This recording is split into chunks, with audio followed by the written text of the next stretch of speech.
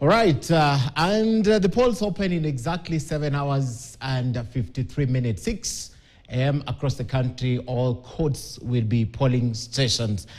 Welcome to the broadcast, and this is the second hour of News Hour. Right about now, we begin to look at Raila Odinga's journey all the way from Nairobi to Addis Ababa as the Africa Union Commission chairperson, if at all he will be elected next year, February. What a better time to have this discussion, even as the political parties take their own stand in supporting Raila Odinga. Of course, the people who are observing from the sideline are also making their own stand known in this matter. And tonight, I'm joined by Ambassador Erastus Mwencha. You know him because he served as the deputy chairperson of the Africa Union Commission, and he's here tonight to speak to us. He has a front row seat in this journey because he understands it. Thank you very much for coming. Thank you, Ken. And of course, Ambassador Boaz Mbaya, I described him as very knowledgeable in these affairs. And when he came in, the first thing he said, I said, Ken, how did you describe me? Let me begin with him. Good evening, sir. Good to see you. Good evening. But of course, you're knowledgeable in these matters, diplomacy. I don't know. You are. That's why you're here tonight. And that's why I said best brains on television tonight to discuss about this. Let's begin with how important is this seat to Kenya before we talk about the East Africa community.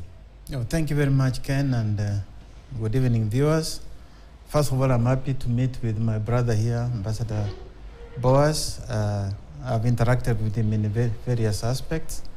You might also wish to know that he served in Addis as Kenya's ambassador and permanent representative to the African Union. Okay, was that before Monica? That was in 2004. 2004, I can't remember, I was still in campus. That's right. Still in campus, yes. Yes, to begin with, let me also, first of all, salute and pay homage to the Honorable Raila Moro for offering his candidature as chairperson of the African Union Commission, and also thank His Excellency the President for nominating him. I saw in this act itself a true, spirit of sportsmanship. The two fought in an election. That is behind. Now they have come together to talk about matters development. Your question is, how important is this seat? A person occupying the position of the African Union Commission, first of all, you have to understand that this is more or less the chief executive of the continent-wide body. Of course, the heads of state and government sitting as an assembly are really the big stakeholders to this. But this is the person that is really the spokesperson, is the CEO. And so occupying that position reflects on the person, but also on the country. Okay. So that's how important it is. Okay. The state, the position itself, and also the person that is occupying, and the country. Okay. Because whatever will be done would also reflect on the Kenya. country. I'll talk about the region, but your take, Ambassador, on how important this position is to Kenya first. I think I begin from the time the AU itself was established. And the structure of the AU is totally different from the OAU, from an organization of cooperation to an organization of integration. Therefore, the agenda of the AU is much more meaningful to Africa than the Organization of African Unity was.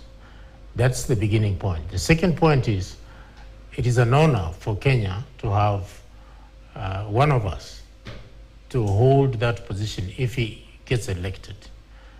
Reason is, we become the center of focus, diplomatic focus, because we have produced the best person to run the organization. And I hope Honorable Raila Odinga will carry the burden of also improving the image of this country, because we are able to produce the best. If we look at what Honorable Raila has done as a high representative on infrastructure, I think we probably look forward to a very good tenure should he get the seat. Finally, I think I want to look at him as a person who has tried everything possible to be something different. And this is an opportunity for him to probably carry that day. And I hope it is possible that he can carry the day. Okay, I just need to clarify that we had said earlier that Ambassador Elkanah Odembo was supposed to join us. Unfortunately, he was not able to make it, and even we are not able to connect with him online, but he's apologized, and he'll be doing a show with us very soon because he's at the top of this. Let me get back to Maya. So how easy is it to get to this? Because I know you know that all these presidents must endorse him, all of them, or it's a section of them. Or how many of them should endorse him in order for him to clinch that seat? See, if it goes to a vote, then he'll have to be voted in by a majority of member states. Majority. But okay. I think there is an understanding in Africa that the position rotates. Francophone, Anglophone, and even within Anglophone, you have SADC region, you have East African region. So I think this is the time for East Africa. And it is up to East African countries to agree to propose one person from the region to contest. If it is indeed Honorable Raila Odinga being supported by the East African community, for instance, then probably it's an easier way for him to clinch the seat. Does that automatically mean that the Francophone countries will have no position? No, they are free to bring up a candidate. But the point is, there is an understanding that the seat rotates. Okay. So if that understanding holds, then probably to be easier for Honorable Raila Odinga to... On text or a gentleman agreement? Well, generally a gentleman agreement, but it is in the spirit of AU understanding and consensus. You have been there. How easy is it in your reflection for Raila Odinga to make the cut? Let me make one or two just minor kind of underlining of what Ambassador said. Go ahead. To be elected as the chairperson of the African Union Commission and the deputy chairperson of the commission, you must garner two-thirds of those present and voting. In other words, countries that are not under sanctions. And the way the election goes, if say you have 5 candidates, you have an election for all the 5 candidates. And the last, if no one has garnered the 2/3, the last candidate is dropped out until one is left. So even when you are 1, you still got the ballot, and you must get 2/3. After you have elected, there are 8 members of the commission. When I was there, we were 10, but now there are 8. That's some of the reforms that have been made. And so it works this way, that the chairperson represents a region, a whole region. When a chairperson has come from a region, say Southern Africa or Western Africa, that region will only have 1 member of the commission. And so is the case also of the deputy. Then the remaining 3 regions produce 2 commissioners each, meaning 6 plus the 2, that is 8. So there are 8 members of the commission. Now, before you go there, what was the complication with 10? Were other regions getting more representation? This is part of, I'm sure you followed the news the other day that His Excellency the President has been asked to carry on the work that was being done by President Kagame of reforming the AU. And even reformation has also touched on the structure of the commission. And in changing the structure of the commission, it was felt that for better coordination, some functions were better handled by 1 commissioner. And so instead of 10, so the commissions were reduced to... Just added more responsibilities to the other commissioners. Correct. So what was your question? You took me back, you're correct. But my question was, having the front row seat, how easy would you think it will be for Raila Odinga to ascend? You know, if you have to get 2/3, and even if you are 1, you have to be voted, it's not easy. Let me stop you. The 2/3 you said from participating members or the total membership. How do you calculate the 2/3? Because the 2/3, for instance, at the moment there are 55 member countries of the African Union. Yes. So 2/3 would mean roughly 18 times 2, 36. You must have 36 heads of state and government voting for you. including It's a the- secret ballot. Include the countries that are being sanctioned. No. I said The 55. Okay, so Now, you if they are like now, there are I think 4 or 5 Four that are being are, sanctioned, yes. they are say 51. That means you must have calculate it from 51. 51. Okay. So that means 34. Okay. So you that's how it calculate works from out. 51. All right. Yes. Yeah, that clarifies it. Yes. So all of them must vote for you. So let me say the first round, there are 3 candidates. Yes. None gets the 2/3. Yes. Second round, one drops out, there are only 2. Still none gets the 2/3. Yes. Third round, still none gets the 2/3. What happens? You go back to another election. You call another election. The presiding officer for the election is the chairman of the assembly, who is a head of state. So you declare another election. Within the same period? It has Or got to it's be taken to probably 2, 3, 4 months? within 6 months. Within 6 months. So Yes. my question is, if the participating membership finds no reason to vote for any of the candidates fronted, at that time, how is it possible? That's an abstention. So, too bad. So that's not a vote. So it's really difficult to get someone to be the commission chairperson. We have had the situations where you have one candidate, the And election still- is done, that candidate doesn't get 2/3, you call another election. In fact, it happened when we were finishing our first term. Yes. Yes. Wow, very, very interesting. So this is not just let's lobby, let's run around and get all these presidents to support us. No. But that is- lobbying is critical. important. It is very critical. Yes. Lobbying enables the candidate to market himself Yeah. as the best person to do the job. And those countries are going to take a vote on him based on their national interests. They look at, is he able to carry out the mandate of the AU, Correct. and therefore carry our interests along. If they think the person is not capable, it becomes difficult. Okay. That's where the 2/3 comes in. But it is important that you market yourself as the best candidate, and therefore you are able to be understood by member states that you can carry the mandate of the organization. The nerve center of the African Union is the Commission. Yeah. So distinguish for us between the African Union chairperson and the Commission's chairperson and the importance that they carry within AU. The Commission chairperson is the CEO, as Ambassador Mwencha said. The Commission of the AU Yes. is a head of state who chairs the assembly. So that's more or less, how do I put it, a symbolic seat in a way, but the executive authority lies with the Commission itself.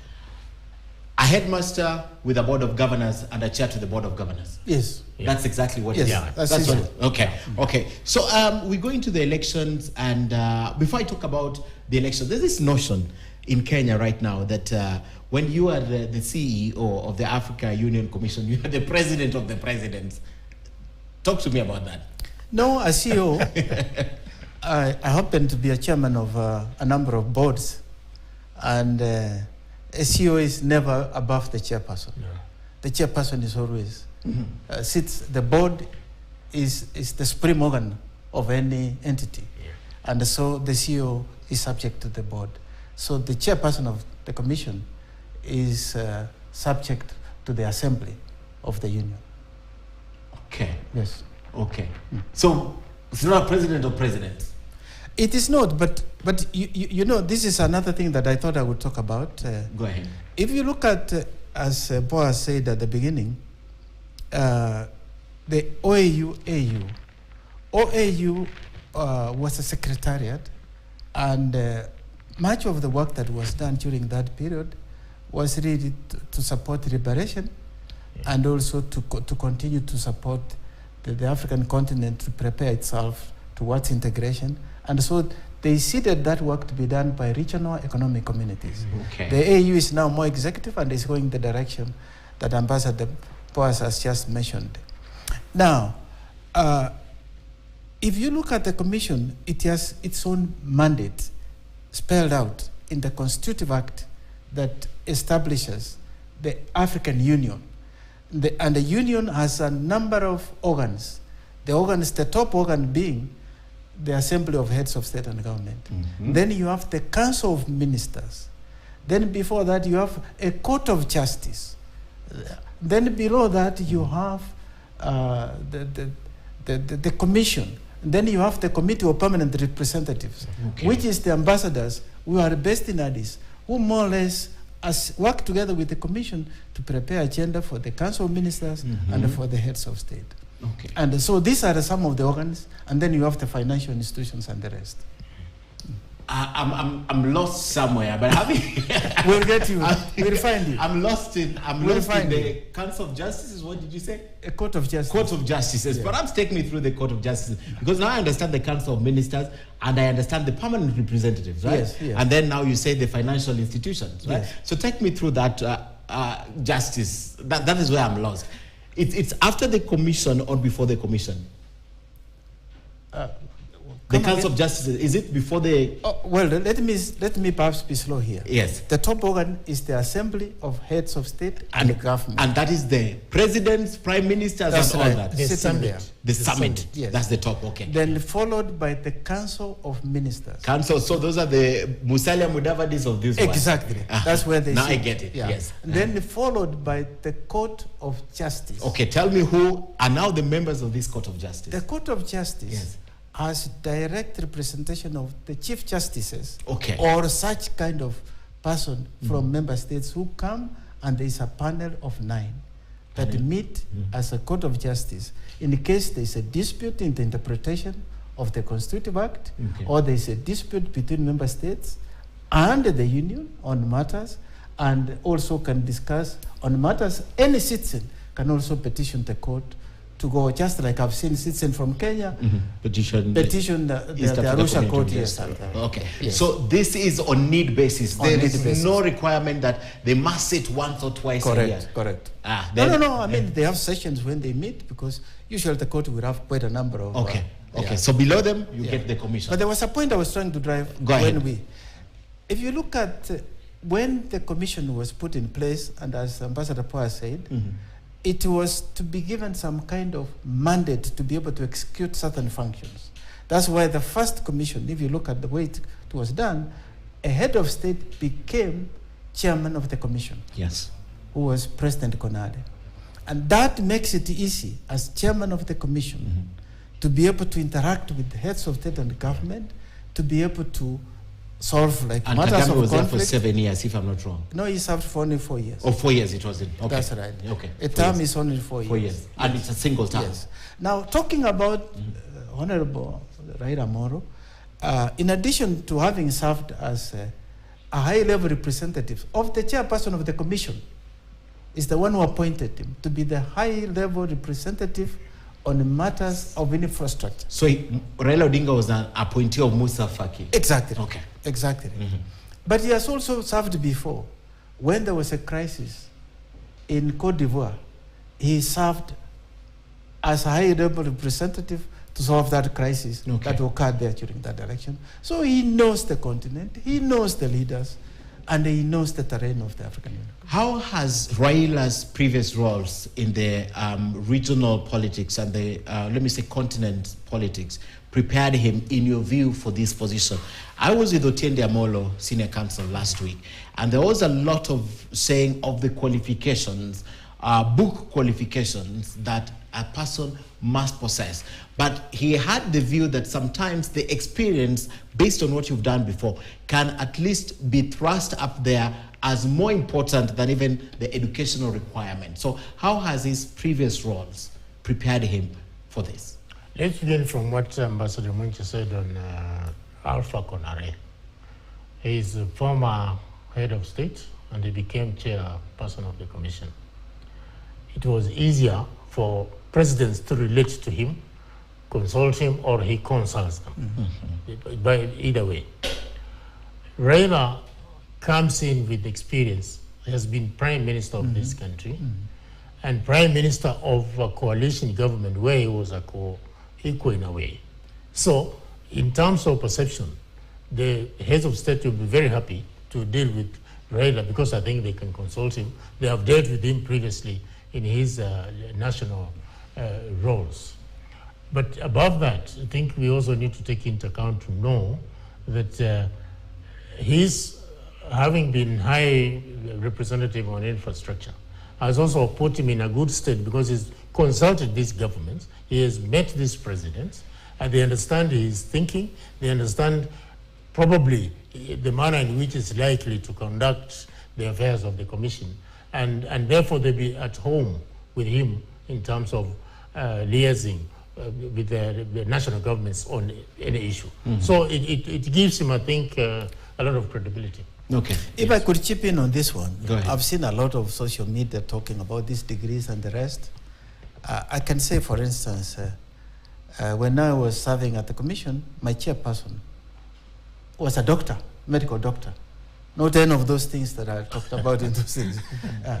Because, so when you look at, but this person had served as Foreign Affairs Minister for quite some time. I'd also served as Minister of Home Affairs and all that. So at that role, it is not a technical job as such. This is a leadership role. So what you are looking for is a leader that can be able to help the continent implement its integration agenda, help the continent to address the issues of challenges that come, whether it's conflict, but also represent the continent on behalf of the countries of Africa in external issues. Yeah. For instance, when we have dialogue with the United States, we have dialogue with China, we have dialogue under G20, it's the chairperson who's the representative of the union. Okay, and the whole region, because then you don't have a specific interest of a country if exactly. you correct, sort of correct, absolutely, absolutely. Okay, so in my view, or perhaps not my view, let me not bring my view in it. So how then is it easy for someone who has served in those positions, right, to undertake this role? And when I mean this role is the budget that this commission runs. Are they the ones who run this budget, or it's the three tiers above them that run the budget? Because again, they've said, oh, he'll be in charge of this level of a budget, which is huge in every way. The budget of the union is consolidated, and it is passed as a single budget, but has components of various organs. And each organ has a budget. The assembly has a budget, the court has a budget, the commission has a budget. How much is the budget for the commission? By the time I left, we were running with a budget of about $1 billion. $1 billion. Now I hear it's about $6 billion. Yeah. But because of things like peace and security can be, but it also depends on how you're looking at the budget. There's a core budget that you are handling the technical issues, studies, implementation of certain activities, but it's also when you have interventions like peace and security, it can go to billions. Okay. Straight for us the mandate of the commission now. You see, probably to explain a little bit that, the chairperson of the AU Commission is a CEO, so he's also held accountable in terms of proper utilization of those funds to the benefit of the continent, various countries in the continent, as well as the whole continent.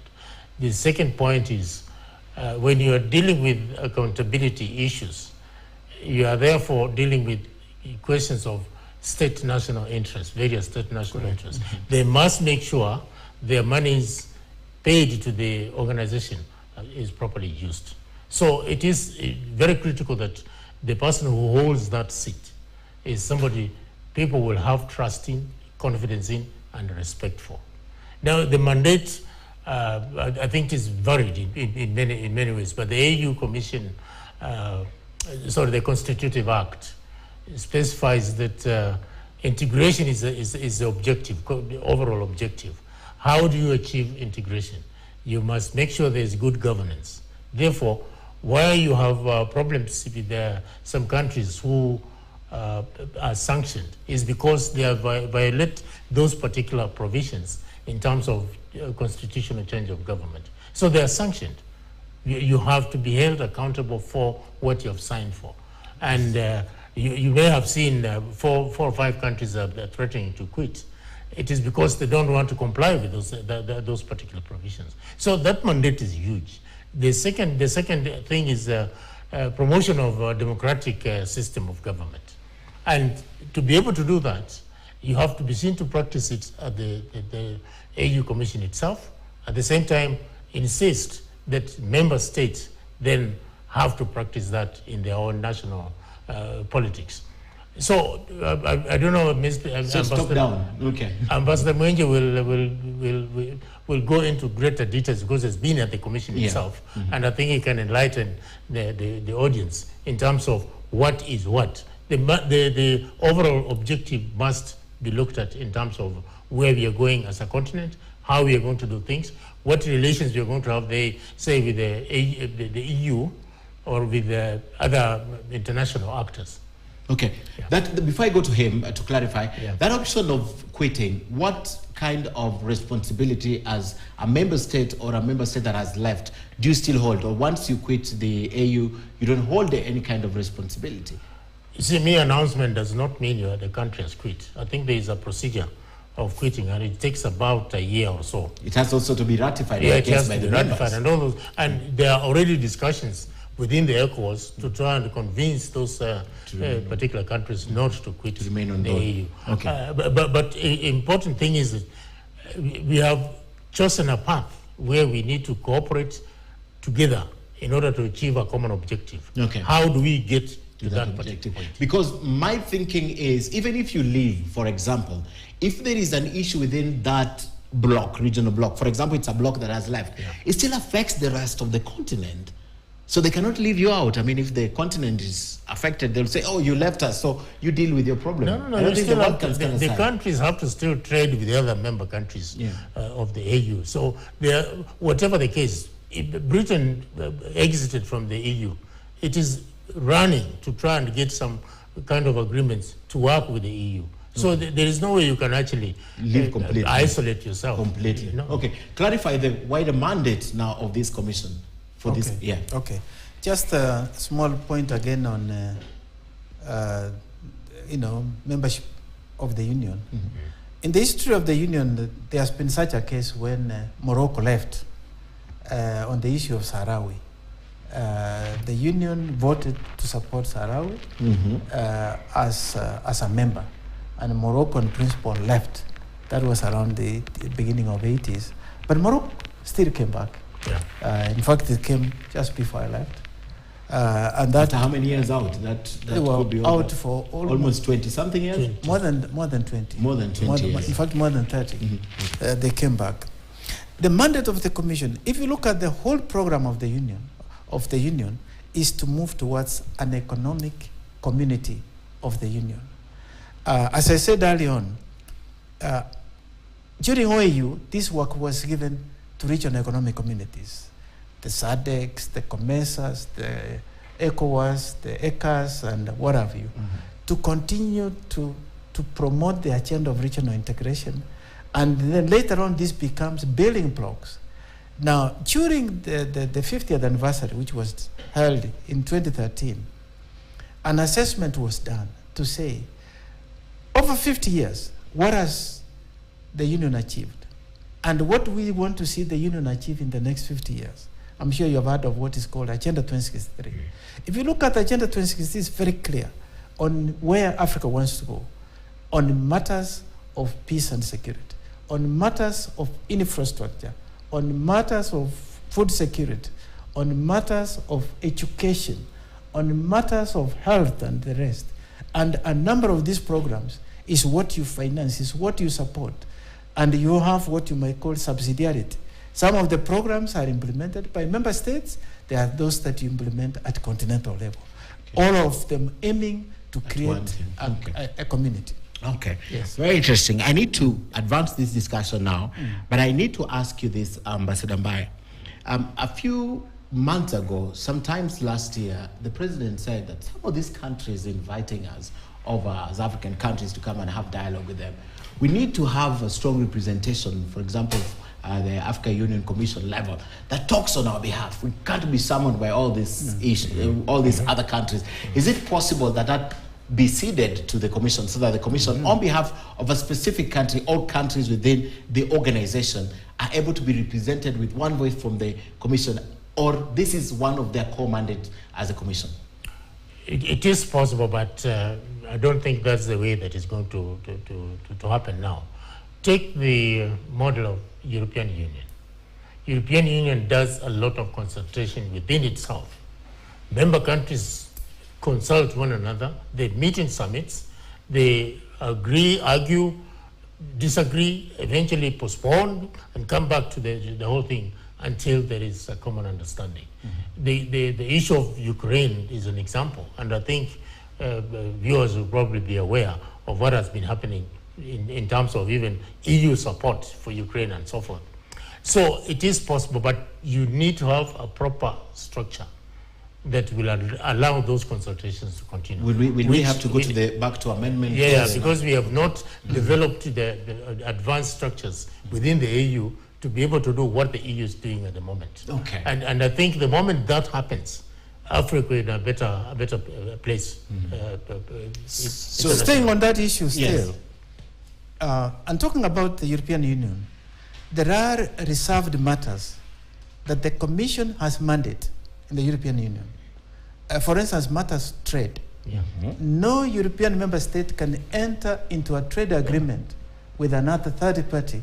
It is only the Commission of the European Union that does that. Yeah. That has been reserved for the Commission. And as he says, on other aspects, for instance, on foreign affairs, and he's been permanent secretary, Minister of Foreign Affairs, he knows much better than I do. Yeah. Member states are very reluctant to cede their sovereignty to a supranational organization. And so that's one of the areas and challenges. So they keep that, but in order to do that, they pull it. Rather than cede it, you pull, discuss, then now you can say, let's have spokesperson to speak with one voice. So it can come from one person? Exactly. Okay. So that you pull that kind of resource. Now, when it comes then to how you relate to other parties generally, Africa has taken a position that when you have dialogue with the continent, like if Africa is meeting Europe, then let all the 55 come. Be present. Because you are meeting another continent. If you are meeting South America, let all the 55 come.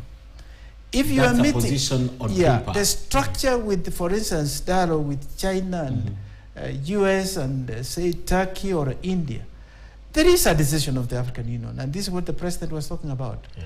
There is a committee of 15 representing the region, maybe three from each region, that should go and speak together. What level?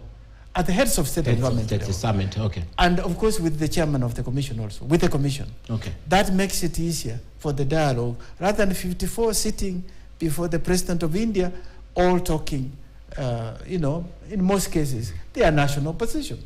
But if you are 15 representing a region, it's easier then to represent a continental agenda. Very true. The Leadership Summit, the first African Leaders Summit in the US, I was privileged to attend it in Washington, D.C. Is that the kind of setup that probably the president was referring to? Or there are more powerful forces on the other side that when they call, 55 appear. When others call, the commission can appear?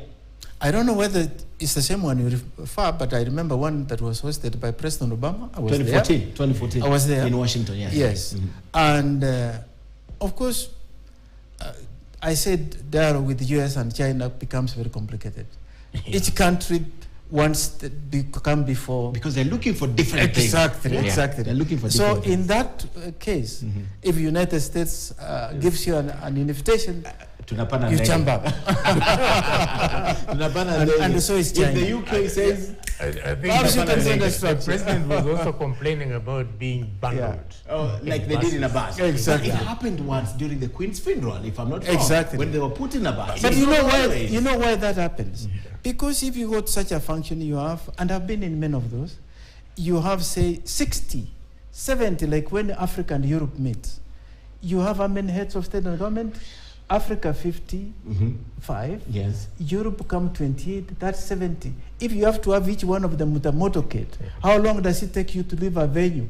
So instead, you make it easier to bring minibuses with adequate security that you put 4 or 5 heads. And of they're state not move. the before what we see on the Jogo Road. I mean, to be fair to them. Of course, that's You see, I think what President Ruto is trying to do is to challenge Africa Yeah. to develop those structures, Correct. which will enable Yes. the African Union represent the continent with a smaller delegation. Yes. To Exactly. me, that's what it means. Will it be a good thing if it happens? The environment summit he hosted here in Nairobi. Yeah. is a case, I don't think the findings were put in a structure by the AU to represent the continent during the, what do you call it, Abu Dhabi meeting. No, after the because- climate summit, it was constructed. In Europe, it happens.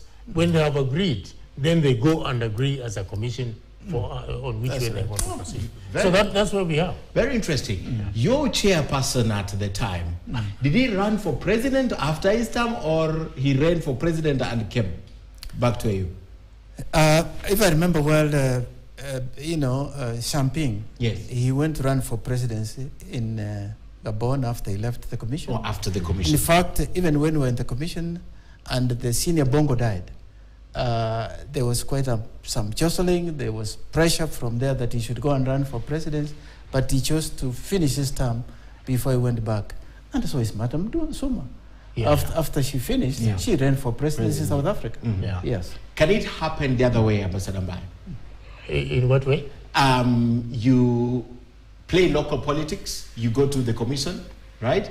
And then during your time in the commission, you still play local politics. That's one of the concerns here. I don't know whether it is possible, because it is also a matter of time. Where is he going to get the time to do local politics here? How busy was that job? Oh, it is an extremely it is busy very job. busy. I mean, I can... So 2 hours cannot apply that, oh, I'm waking up, let me land in No, Nairobi. it doesn't. But to answer that question specifically, Yeah. Oh, can we finish with him, then we come back? Okay, Yes. So I don't know in what way he can actually manage to his time for the AU as well as for local politics. And for the AU, remember, he's dealing with 55 heads of state. So they're also looking at him. Is he delivering, or is he focusing on local politics? And it's a very difficult balancing act. So some things are easier said than done. And I'm not discounting what Honorable Raila wants to do, but I think it will be very difficult for him. There's nothing wrong with discounting. I mean, you're an authority in this area. Not that he's not an but it will authority. be very difficult for him to manage that office as well as run local politics. Do you live permanently in Ethiopia? Yeah. You go to Addis? Yes. I know they have a very fine building there. Do they have a house next to them? Oh, you've never been to the I have been to the They were commission. beautiful. So why are you asking this? Residential. Why are you asking So this? right there, when I go there, there's a hotel right next to it. No, they were beautiful residents. It was built by Salim.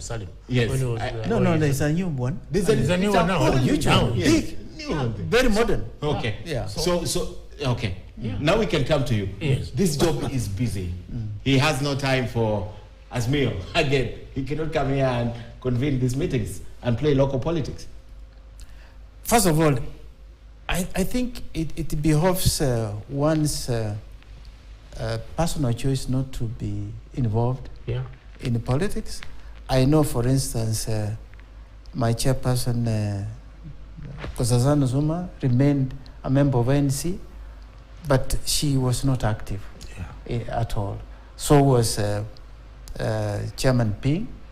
He had his ambitions to go and run as president of Gabon, but he was non-partisan.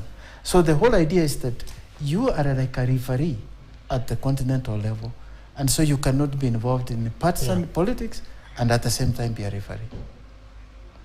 So is there a direct regulation, let me say not law, but regulation, written black and white, that bars you, or it's based on tradition and practice?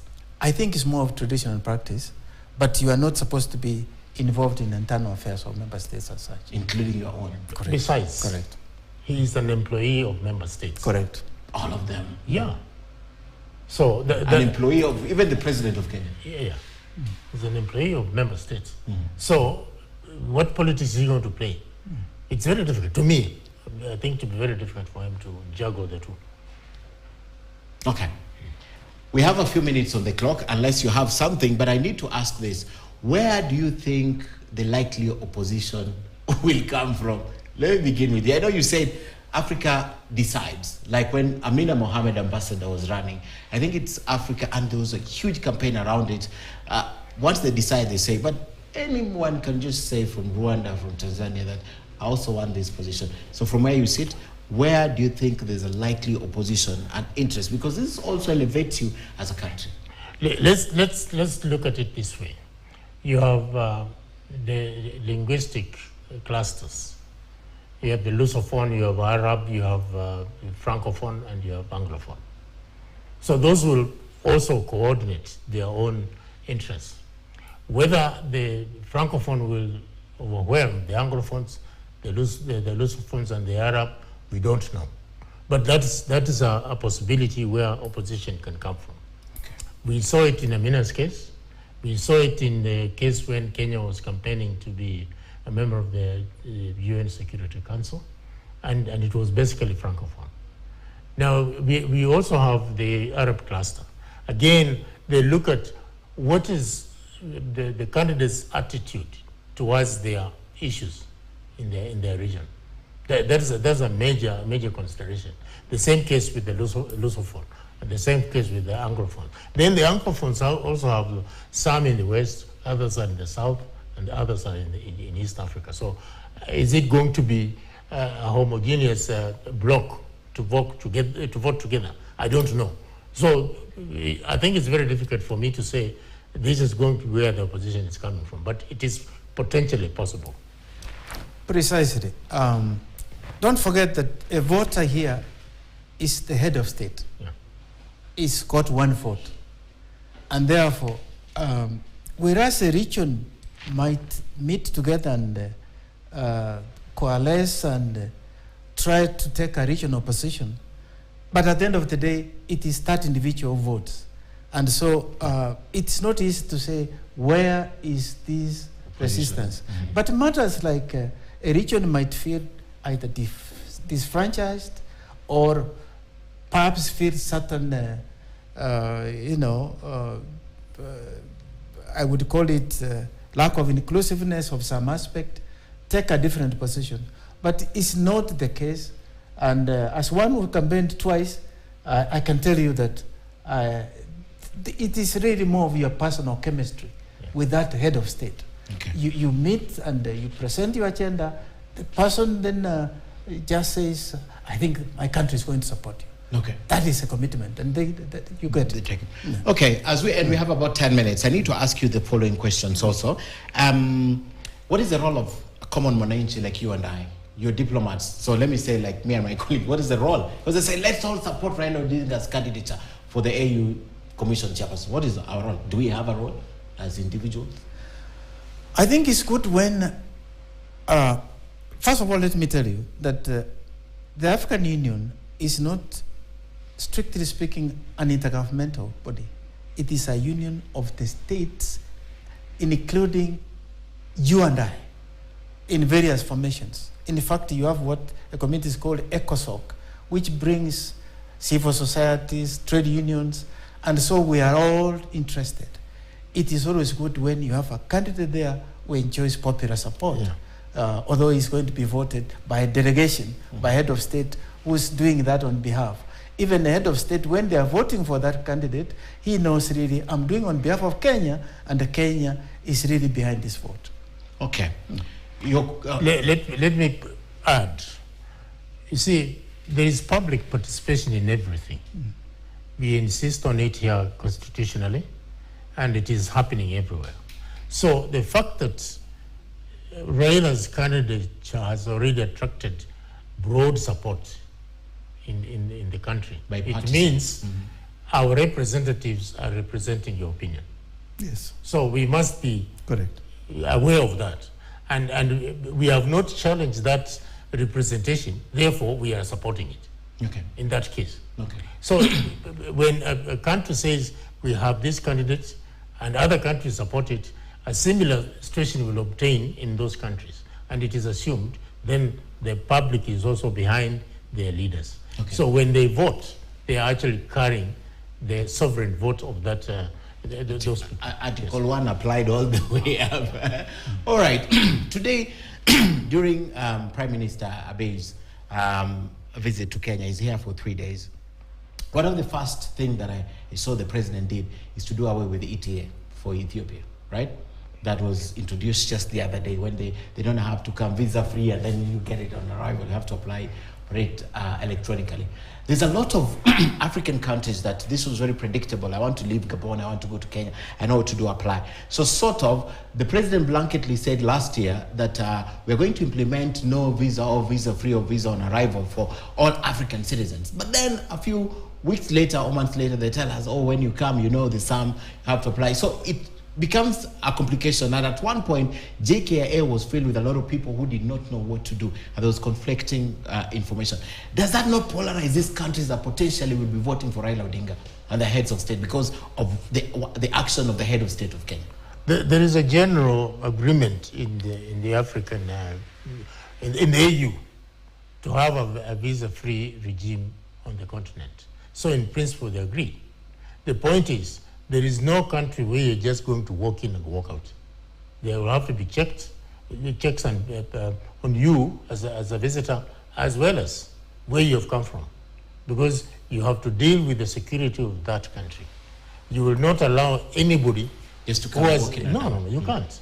No country does that, and I don't think Kenya is expected to do it. Nobody has complained since the new structures were introduced, because they understand what the expectations are, and you must have a sort of clearing house to show that whoever comes into your country does not do any harm to you and to the country itself.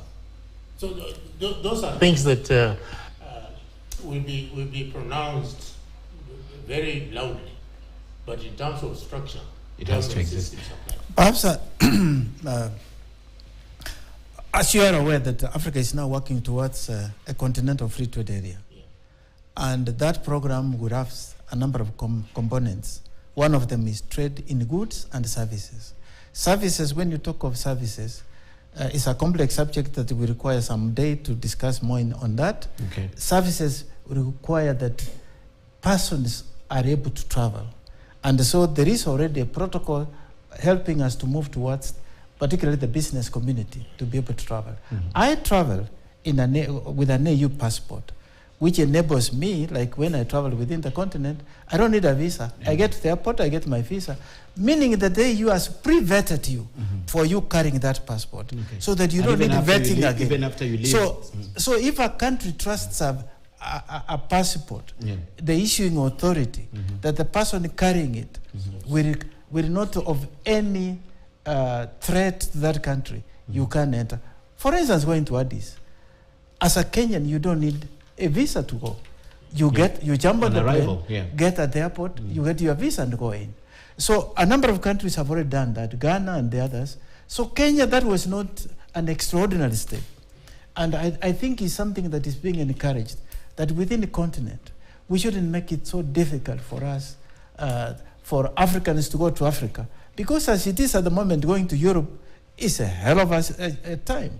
Going to America is even more difficult.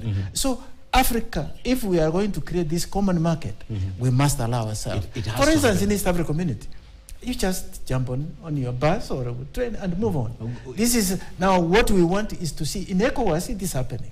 And if we are going to use the building blocks, in SADC, a number of countries are doing this. So what you can do is then use this as building blocks and then reciprocate so that you can achieve continent-wide movement. Okay, so for Kenya, it was just an announcement anyway.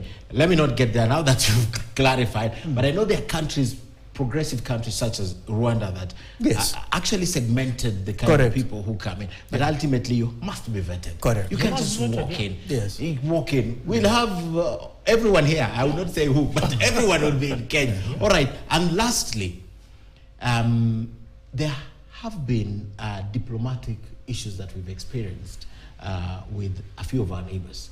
Rwanda, there's a minister who said something the other day.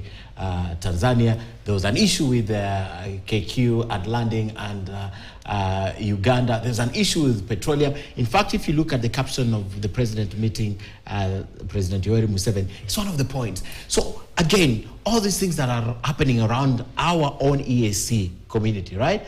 You think they will still back the candidature of this country with the help of the president? Yet there's those two small issues, diplomatic issues around? In my view, nothing has fundamentally changed to deny Honorable Raila the vote of those countries.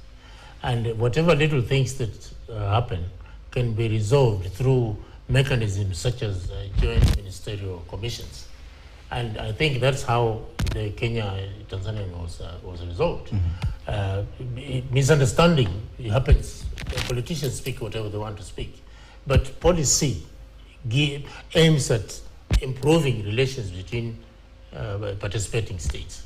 So all those policy issues can be resolved. And I think within the East African community, now that it is a policy-oriented commission, unlike the community, unlike the previous one, we see there is hope in terms of where we are going. But as to what each member state is going to do, that is really a secret ballot thing. Secret ballot. So they may look to support us, but the vote will change. And they could also refuse or deny support to Raila, not because of that particular incident, but something else. Something else, no. Yes. Okay. We are a family, and in a family you may have hiccups or disputes here and there, but that doesn't excuse the fact that I think when we are talking about foreign heads of state and government, and if you occupy a certain position in government, you must be careful how you articulate it, because it can be construed to mean that is a government position,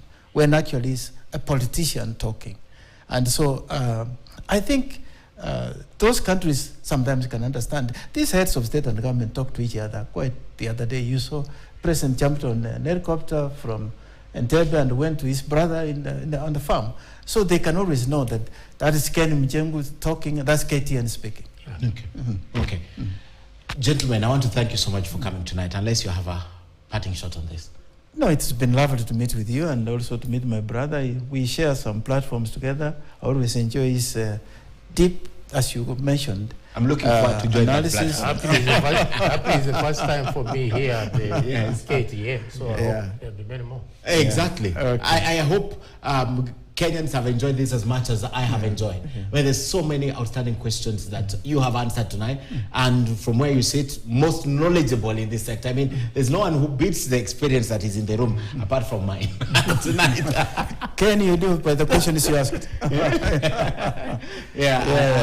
I tend to study a lot of those things. As a lawyer, you tend to study everything. But I want to thank you, Ambassador Mwenja and Ambassador Mbaye. Thank you so much for coming tonight. Looking forward, next year, February is still a long way ahead. Absolutely. Looking forward to having you again on this panel. I know Ambassador Odembo really wanted to be here. He sent me a lot of insights, but unfortunately was not able to be here. But we'll have my white table is somewhere down there. I know you know it. Yeah, it is there. We'll have another. I'm familiar in this room. Oh, you're familiar with this room. Thank you so much, gentlemen, for coming tonight. And I wish you all the best. On behalf of the whole team, have a good night. God bless.